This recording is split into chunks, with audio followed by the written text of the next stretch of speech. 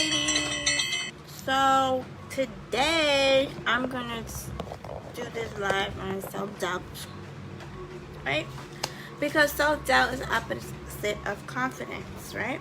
So when you don't have any confidence or your confidence is really low, that causes us to feel really bad about ourselves or just overthink, procrastinate, and do all these detrimental things to ourselves instead of doing the positive things to uplift, inspire, and motivate ourselves. Self-doubt is you making the decision not to try. Because everything starts and ends with you.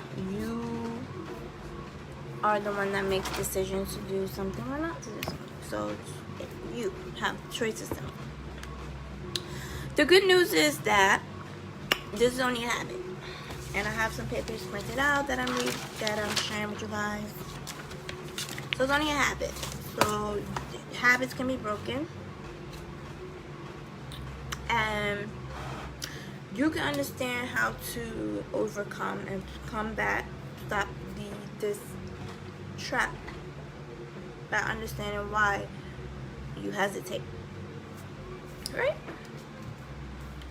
And the number one reason we do that is because we are comfortable. We get comfortable and we want to avoid new things. We don't want to try new things. We are afraid of uncertainty. Because of course there's a fear of uncertainty because you don't know what's on the other side of the fence. So why are you going on the other side of the fence? I could just, we could just stay over on this side of the fence because it's all good. We got food, we got all the things we need on this side. Why we need to go on that side of the fence?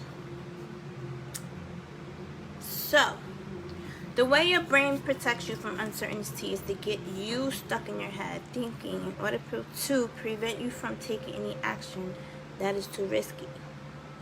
So that's why you get, it's risky, the risk of failure. So if I do something, I'm going to fail. Or if I do this, I'm going to be uncomfortable. If I do that, I'm going to be embarrassed. If I do that, it's too uncertain. So we tend to start thinking what could go wrong instead of what could go right. The good news is that you can counteract your brain's instincts by understanding that this is just resistance and avoidance. It's a habit. Right? So this is how it kind of works. You think about, let's just say somebody's thinking about going back to school, and then you start overthinking it and you start doubting yourself. I'm not good enough to go to school. I don't have my grades are not good enough. This is what you're doing to yourself, overthinking. So the new behavior would be to take some type of action and build your self-confidence. So how do we do that? How do you stop this detrimental cycle? So now we need to understand, number one, your emotions are normal. It's normal to be afraid. It's even the most confident person, they are going to have some type of fear too. The difference between them and you is that they know how to quickly pivot out of that, and you need to learn. So understand that your brain can be rewired, which they already know, and you need to learn. And you need to start taking action. So, despite the fact that you feel that you can't or your grades are not good enough, submit it anyway. What's the worst that could happen? They're going to say no. Okay. So your fear of rejection, we need to start learning how to get over it because we're going to be rejected our whole lives. It is what it is. Right? It is what it is, ladies. So doubt number one, there are 4 traps of self-doubt. So doubt number one is hesitation. When you hesitate, that's triggered by uncertainty. So what does this look like? It looks like you're waiting, which is procrastinating, you're overthinking, you want everything to be perfect.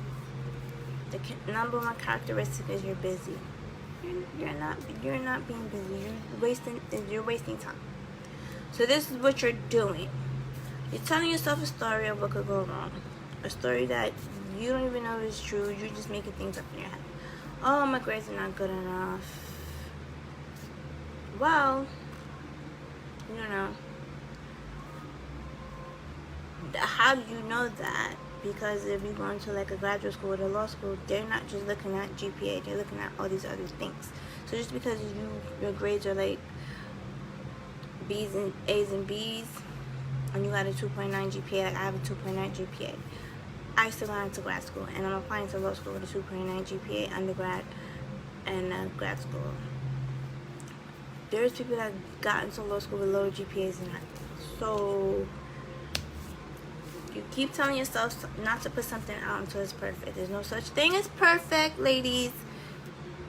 Put it out the way that it is. You always have time to fix it, perfect it along the way. You make plans and you don't act on them. Keep telling yourself you're busy to avoid dealing with something. Because you don't want to deal with it. You just tell people, I'm busy. You're not busy.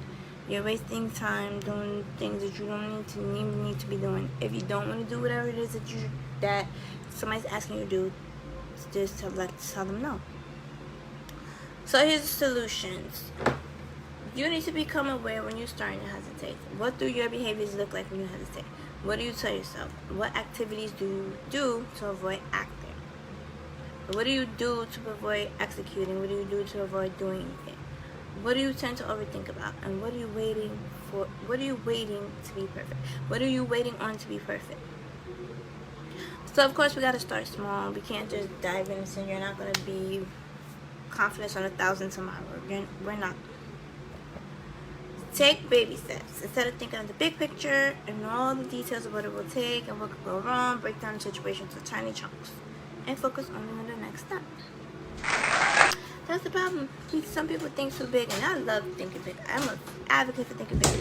But you think so big and you don't have a map in place.